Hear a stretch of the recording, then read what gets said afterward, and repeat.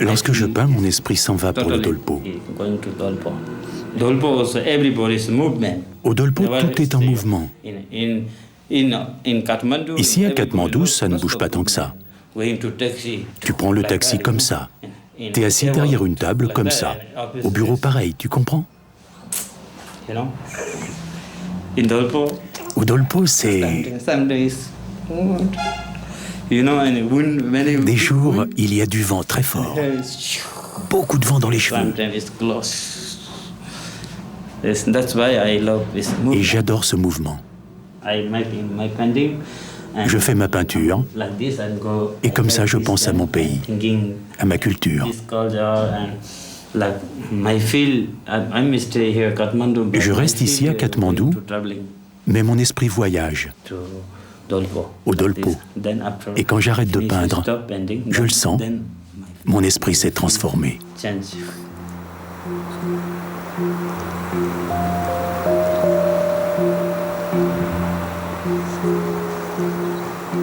C'est un monde du bout du monde, suspendu entre ciel et terre, au cœur de l'Himalaya. Dolpo, un horizon perdu, dissimulé derrière les brumes du mythe, protégé par des chaînes de montagnes inaccessibles.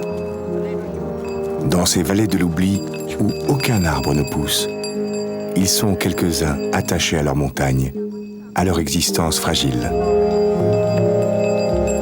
Leur vie est un songe, et le monde moderne qui s'approche a déjà entamé le voile qui les dissimulait. Depuis quelques jours, le soleil de l'été réchauffe le pays caché, fermé au reste du monde durant les longs mois d'hiver.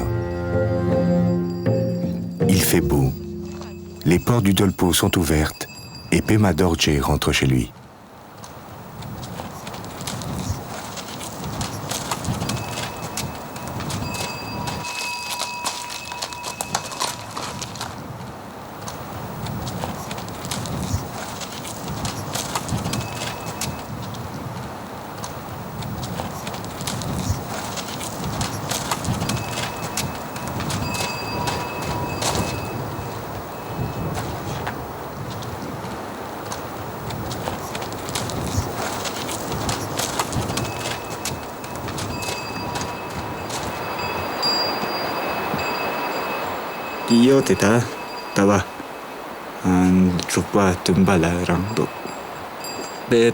Je me sens bien en été. Il fait bon. Ce n'est pas comme l'hiver, qui nous fait beaucoup souffrir.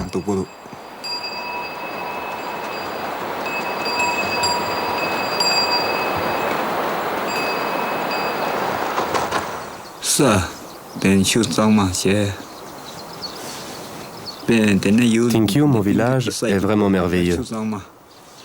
Il y a une rivière, tout est propre. En été, on peut se mettre sur l'herbe et prendre le soleil. C'est vraiment bien.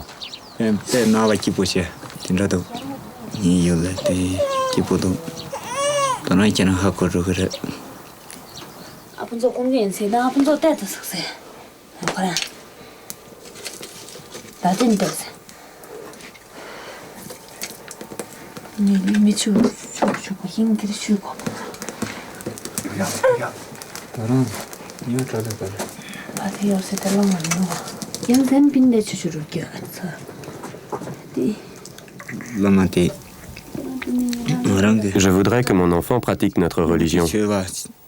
Nous sommes une famille dans laquelle il y a eu de grands lamas. J'aimerais vraiment qu'il profite de ce prestigieux lignage et de ces conditions favorables.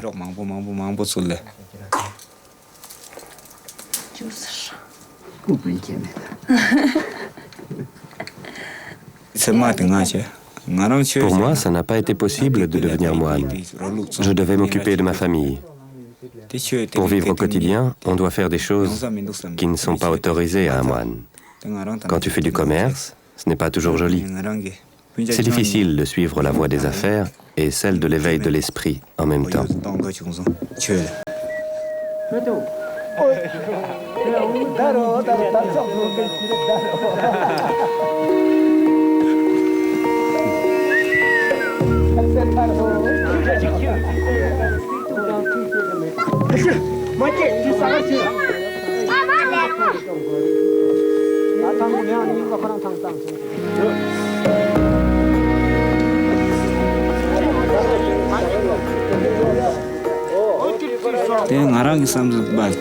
Pour mes enfants, si c'est possible, je trouve que la voie religieuse est la meilleure. En suivant les enseignements sacrés de nos maîtres et en pratiquant la méditation, ils pourraient devenir de grands lamas. Oui, ce serait vraiment bien.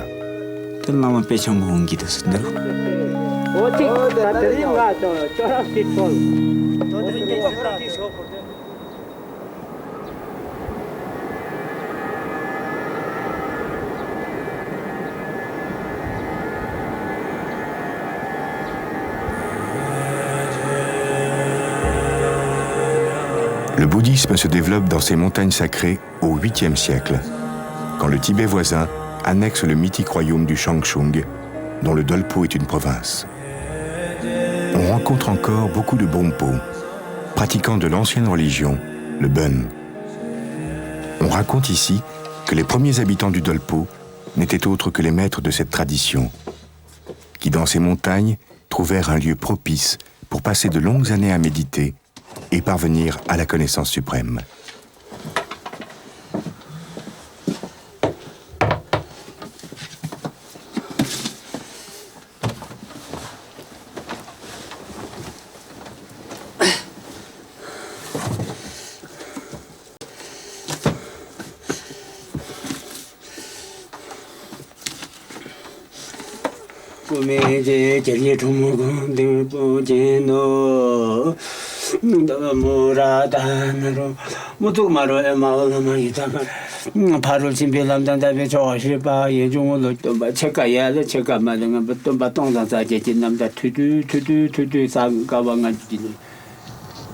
Samling, le plus vieux monastère Bonpo du Dolpo. Yundrung perpétue la tradition des grands maîtres du Shangshung. Il veille seul aujourd'hui sur ce lieu hors du temps, au cœur de l'Himalaya le plus secret. Ici, depuis des siècles, sous la protection des montagnes sacrées, les lamas Bonpo se succèdent sur le chemin exigeant de l'éveil de l'esprit.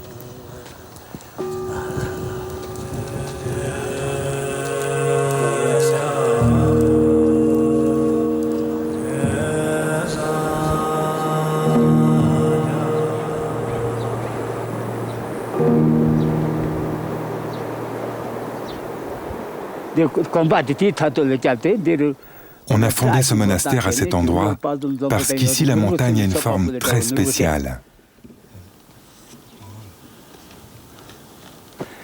C'est un signe de bonne fortune. Si vous observez, il y a 3 pointes là-haut. C'est une forme très particulière. Il y a toujours des nuages accrochés et des arcs-en-ciel se manifestent en permanence. C'est comme des offrandes naturelles pour le monastère. Regardez.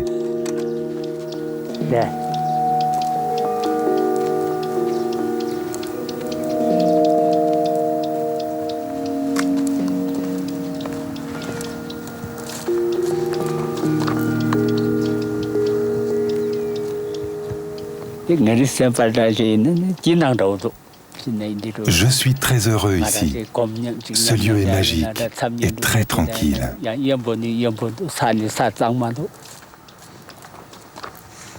C'est parfait pour la méditation. Le simple fait de m'y trouver est agréable. Je ne sais pas si c'est le fait d'être là depuis mon enfance, mais chaque fois que je dois partir en Inde ou au Népal, je me sens obligé de revenir. C'est comme si mon esprit restait toujours ici. C'est un endroit magique, précieux.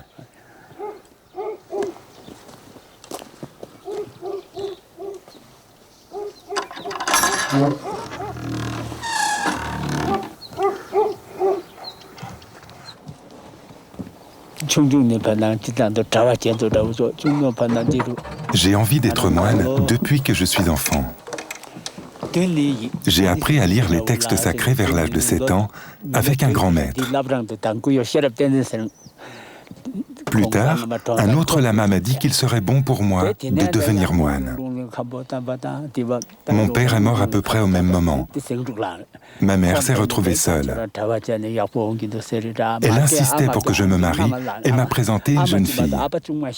Je me souviens, j'étais vraiment ennuyé. Peu de temps après, la jeune fille est morte. Voilà mon histoire. C'est comme ça que je suis devenu moine.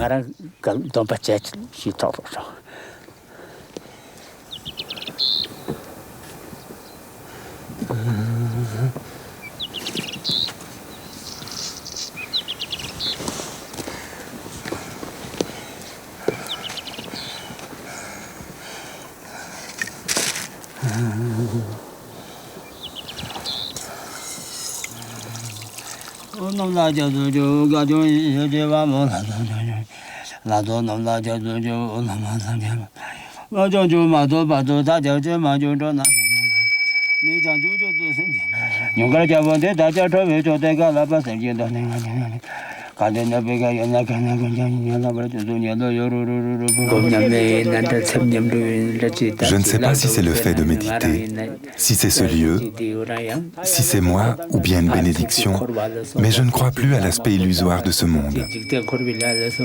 J'ai aussi acquis le pouvoir de contrôler mes émotions. Lorsque j'examine ma manière de vivre, je me sens en harmonie et chaque jour, ce sentiment se renforce un peu plus. Ça me rend heureux.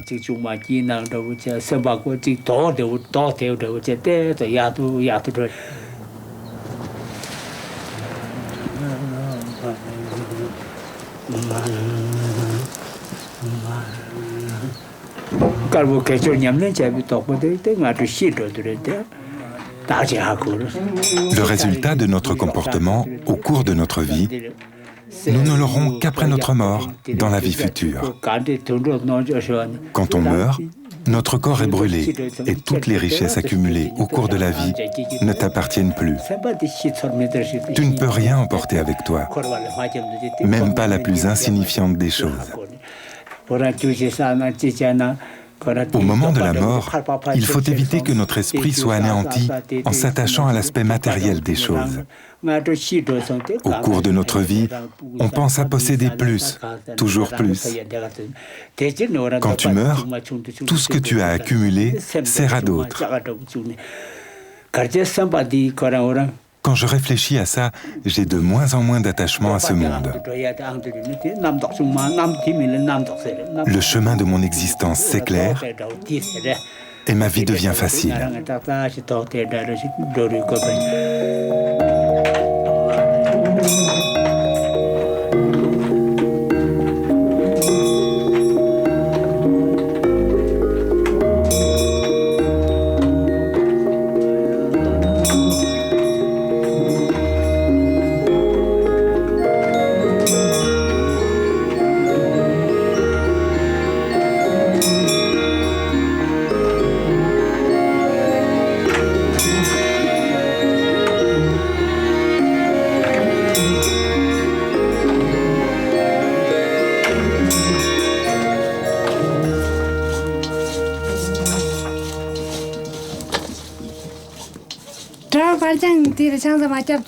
Les lamas qui ne se marient pas, c'est bien.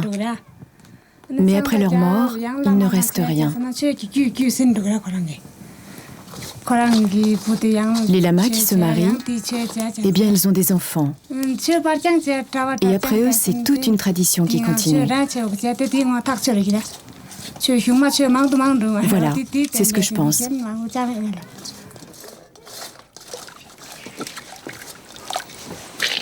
Le père de Sonam était un grand lama.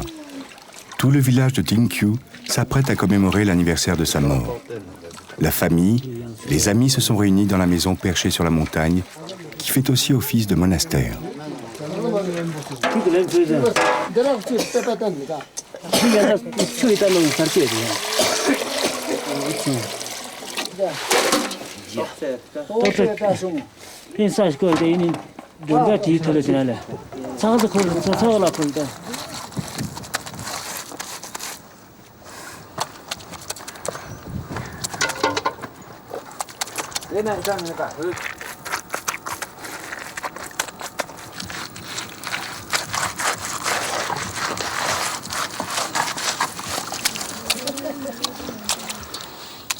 La tombe du lama est décorée. C'est un shorten, une borne de pierre, un symbole. On tourne autour respectueusement pour obtenir des bénédictions. Bientôt, tous les villageois seront là pour se souvenir du maître, mais aussi de l'ami.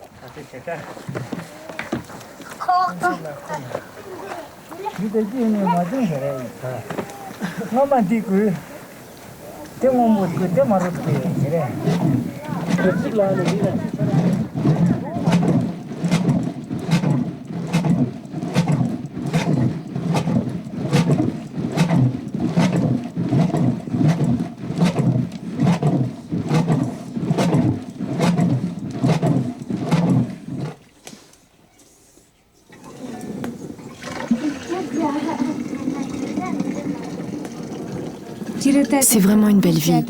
C'est très agréable et important d'être ensemble en famille lorsque des coups durs arrivent, comme un décès ou une maladie. On partage ses malheurs. C'est plus facile.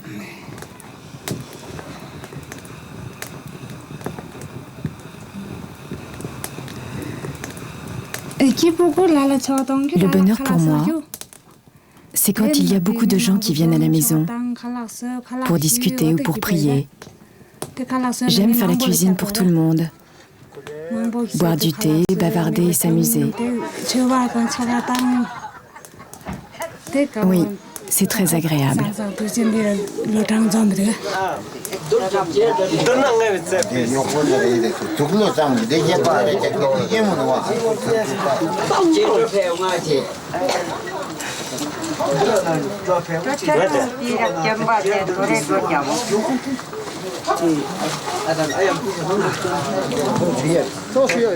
Sonam se consacre à ses invités et les lamas préparent une cuisine sacrée. De la farine d'orge, de l'eau, le tsok est une offrande sous forme de nourriture adressée aux divinités protectrices. Il sera ensuite distribué à tous les habitants du village. Si au cours de sa vie, le lama, par son attitude, a pu blesser un de ses proches, la trace sera lavée et l'harmonie rétablie par-delà la mort.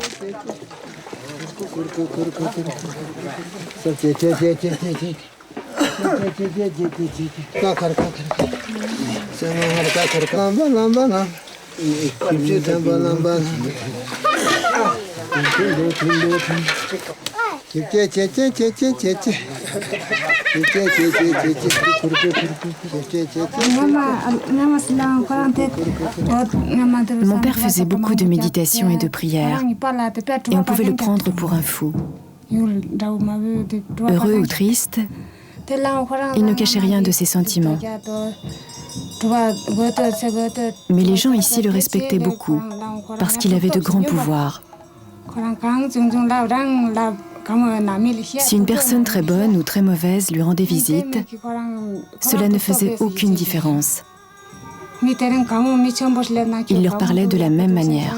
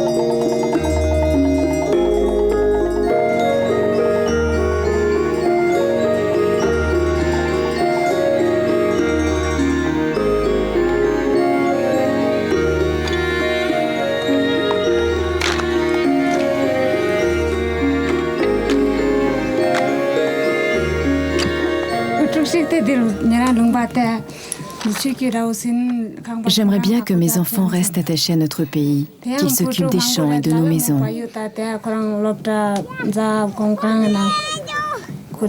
J'ai 4 enfants. 2 sont partis à l'école au Népal. Et c'est bien parce qu'ils pourront se débrouiller dans la vie. Mais je suis aussi contente qu'un de mes fils reste ici et continue à vivre comme nous le faisons. Et qu'il s'occupe de notre monastère et de nos maisons.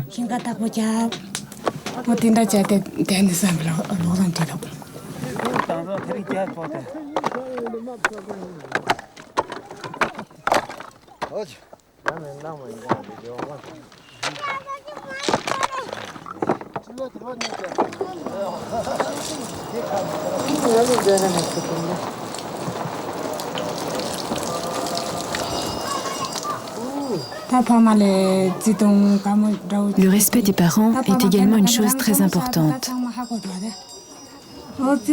C'est intuitif, ça vient du cœur.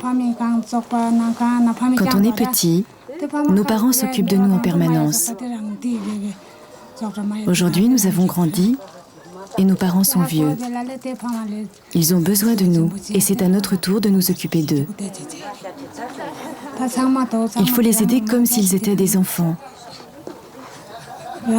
Les laver, leur donner à manger. Nous devons faire attention à nos parents.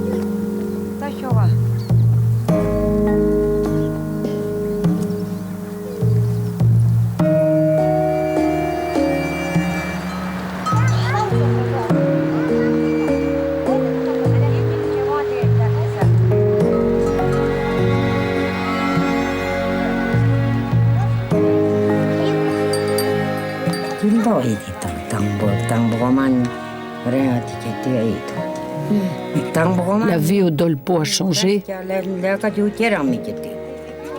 Avant, les anciens ne travaillaient pas. Ils restaient dans les monastères pour prier.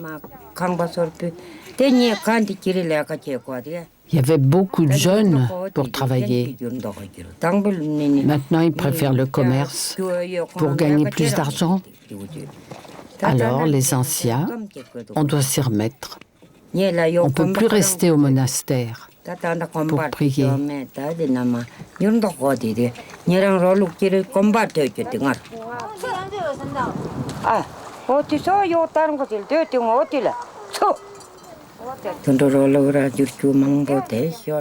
Chaque matin, on récupère le lait des chèvres et des brebis.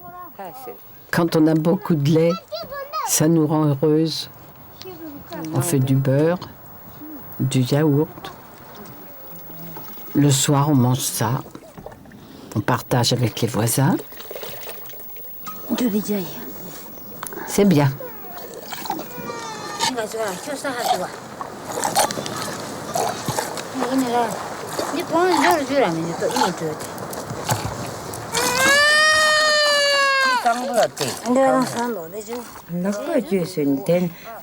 Quand il y a beaucoup de travail, on s'entraide. On va chez les uns, chez les autres. Toutes les tâches sont partagées. C'est l'occasion de se voir, de boire du thé, de discuter. Il y a beaucoup de convivialité entre nous. C'est très joyeux.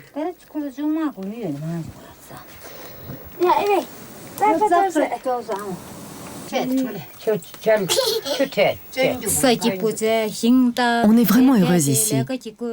On cultive aussi nos champs. L'endroit est bien. On est tout le temps dehors. C'est mieux que de rester enfermé à la maison. Pendant l'été, on a beaucoup de choses à manger et on a tout sous la main. Je pense que c'est le bonheur.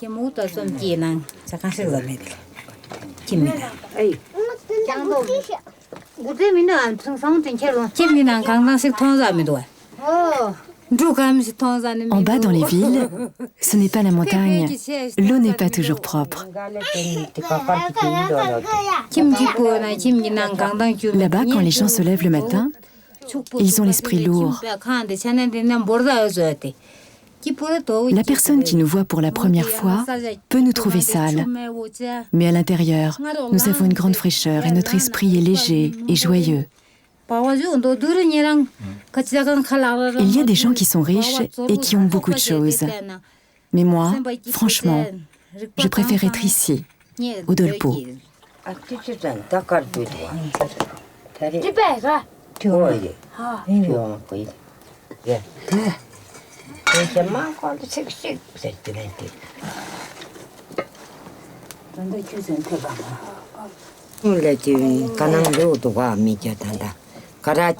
Notre terre est vraiment précieuse.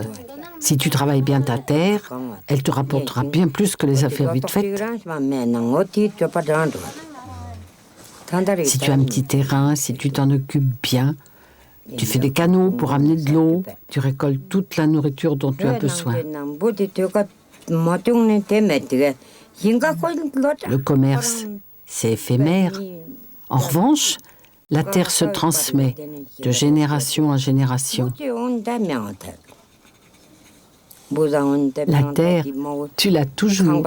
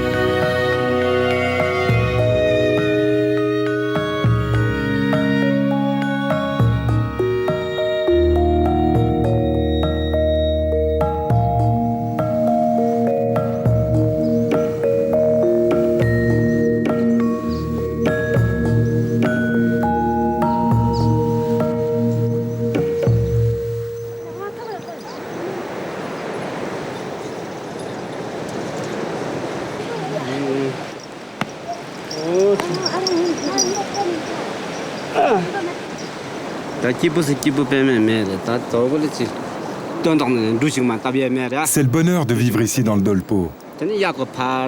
On cultive un peu d'orge et aussi un peu de pommes de terre.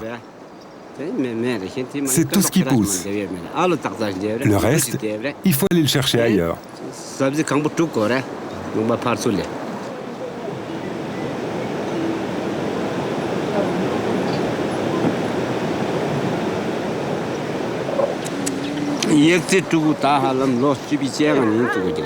J'ai commencé vers 14 ans avec mon père et mon oncle.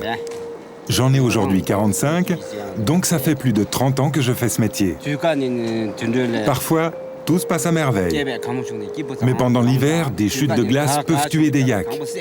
Comme ça, en un instant. Il y a des moments de bonheur, des moments de malheur, c'est la vie.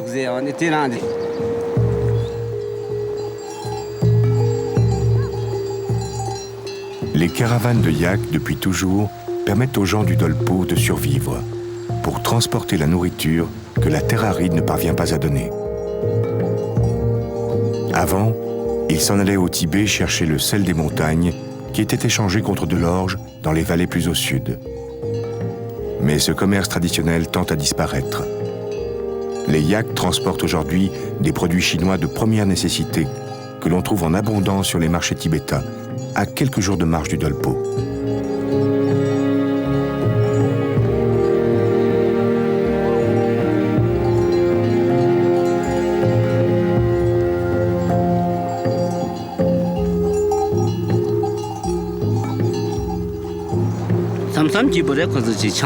Le bonheur, c'est d'être ensemble entre amis, boire du chang, jouer au dé. Mais des fois, il faut marcher jour et nuit. On est tout le temps en mouvement dans le Dolpo.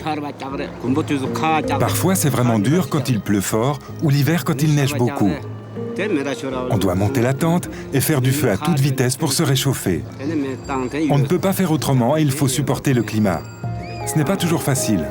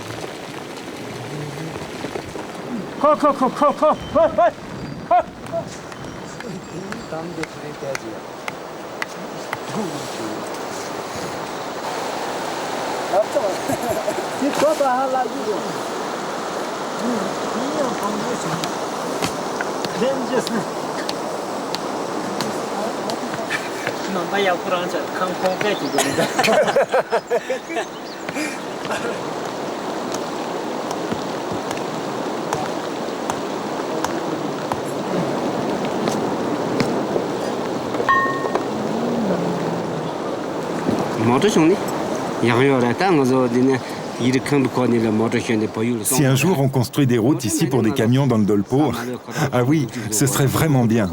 Dans la montagne, il faut marcher à pied et porter nos affaires sur le dos.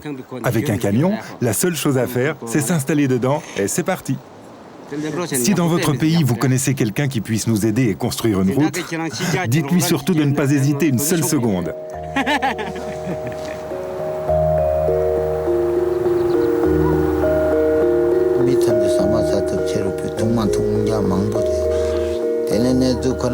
Les choses changent ici au Dolpo. Avant, tout le monde restait ici. Certains passaient du temps à méditer ou à prier. Maintenant, tout le monde s'en va l'hiver au Népal et l'été au Tibet.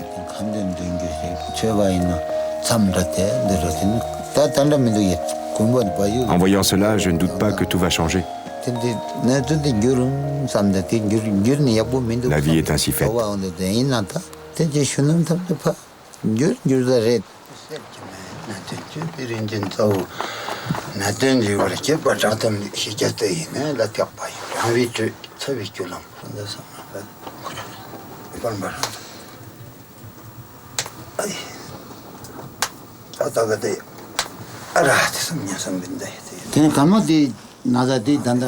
Cette femme a toujours des migraines.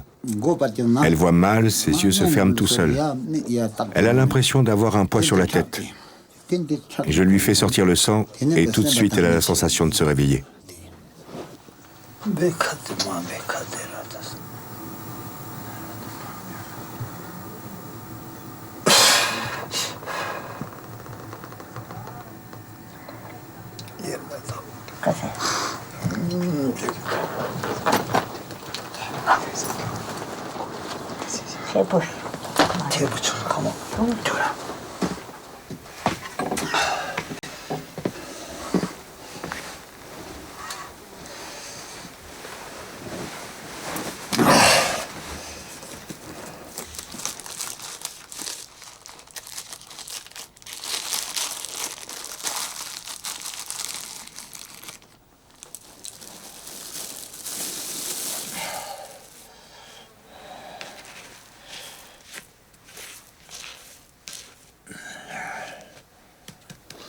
Au Dolpo, nous sommes médecins de père en fils.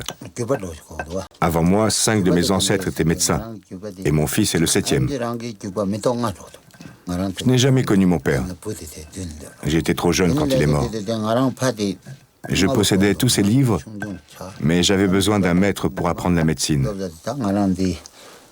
Je suis parti voir Tenzin, le plus grand médecin du Dolpo. Je suis resté 3 ans avec lui et j'ai appris à connaître les plantes, à fabriquer les médicaments, à diagnostiquer les maladies. Il m'a appris à reconnaître les différentes formes de poux, par exemple. Beaucoup de ce qu'un médecin doit connaître, je l'ai appris avec Tenzin, mon maître.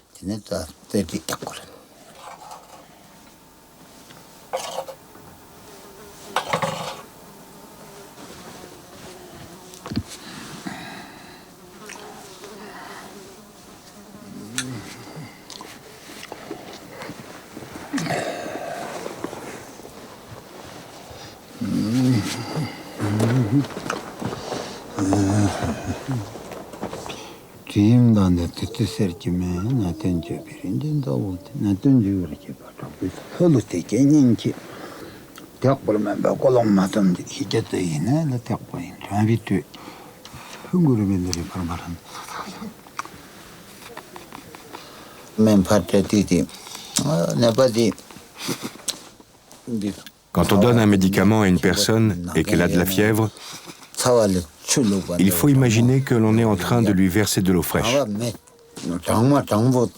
Au contraire, si elle a froid, il faut lui apporter du feu. Notre médecine est efficace parce que nous donnons les médicaments avec compassion. En priant le Bouddha de médecine Sangyemele pour qu'elle guérisse à tout prix.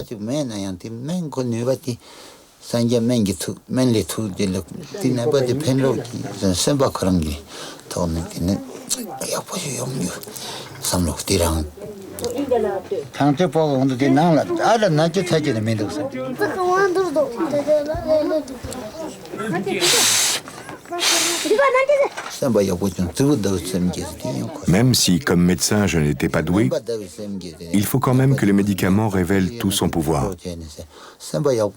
Chaque fois que l'on fait une action avec le cœur, eh bien ça marche. Il faut toujours soigner avec compassion. C'est plus efficace.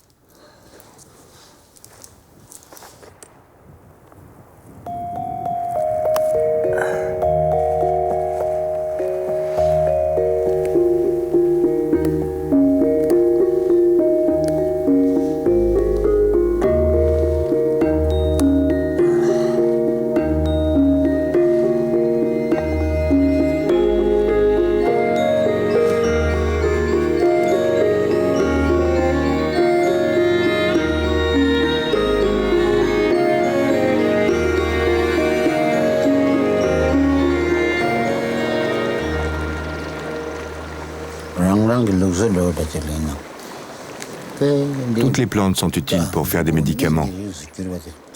Bien sûr, ça dépend des maladies. Mais chaque plante a le pouvoir de soigner une maladie. C'est pour ça qu'il faut faire attention à ne pas les détruire.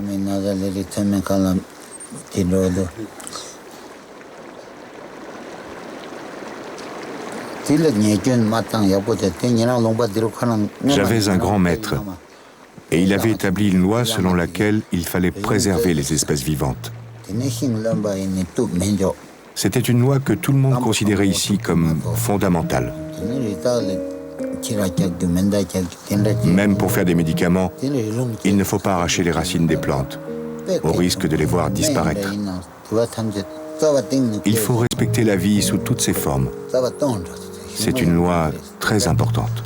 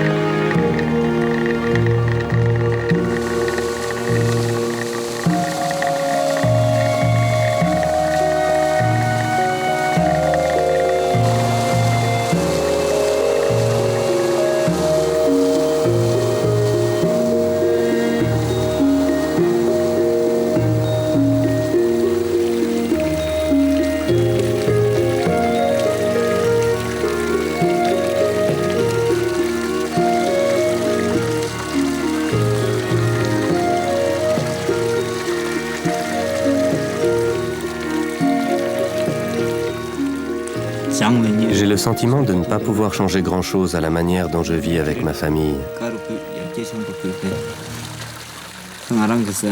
Je n'ai pas beaucoup de connaissances religieuses et je ne connais pas d'autres langues que la mienne.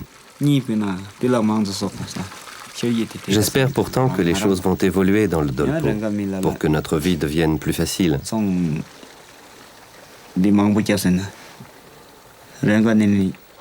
Au Tibet, je vais vendre de la nourriture et au Népal, des vêtements. Et avec tout ça, je ferai des profits. Je vais économiser et quand il y aura une route, je m'achèterai un petit camion. Je ne veux pas faire de grosses affaires. Je préfère le petit commerce, de quoi subvenir à nos besoins. Le bonheur, pour moi, c'est être un bon être humain, ne pas voler, ne pas mentir.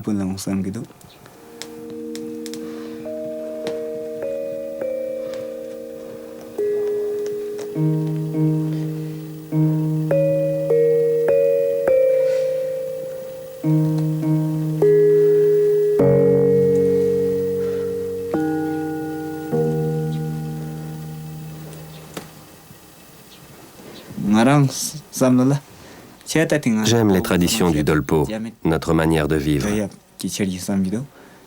J'ai envie de continuer comme ça.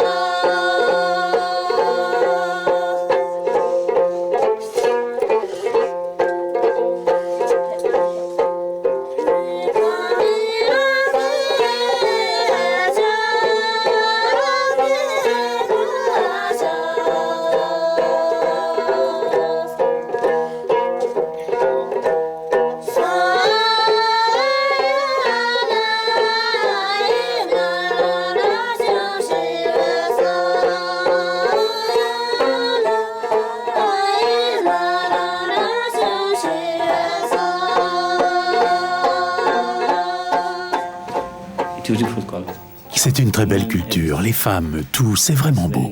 Et tout est mouvement.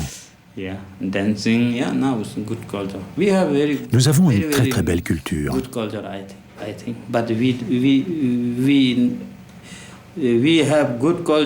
Mais beaucoup de gens chez nous ne le réalisent pas.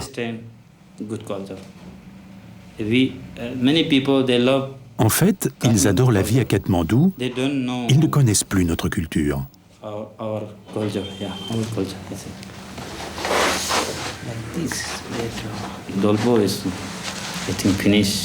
J'ai peur que ce soit bientôt fini pour le Dolpo. Ils partent vivre à Katmandou ou en Inde, ils sont très jeunes.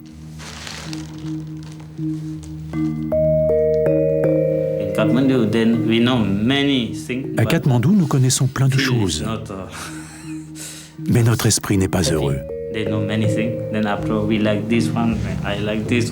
On connaît plein de choses et puis on veut ça, et puis ça, et encore ça, et notre esprit,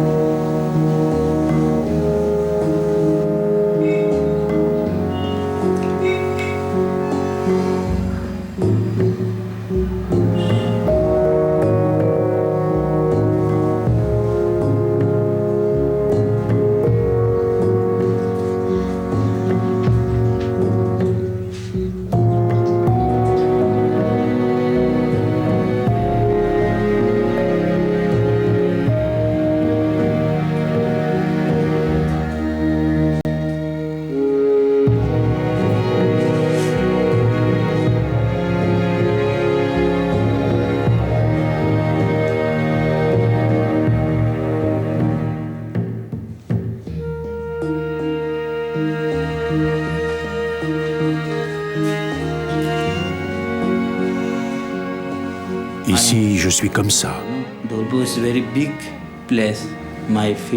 Et au Dolpo, mon esprit s'envole. Je suis resté 3 mois ici, et bien je ne suis pas heureux.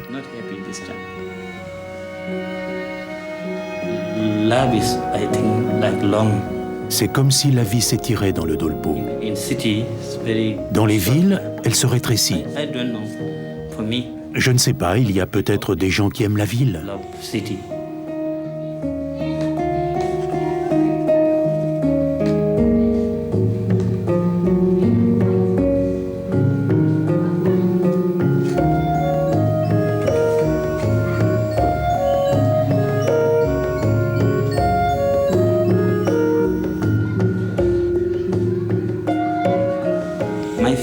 Mon esprit retourne au Dolpo. Je viens du Dolpo.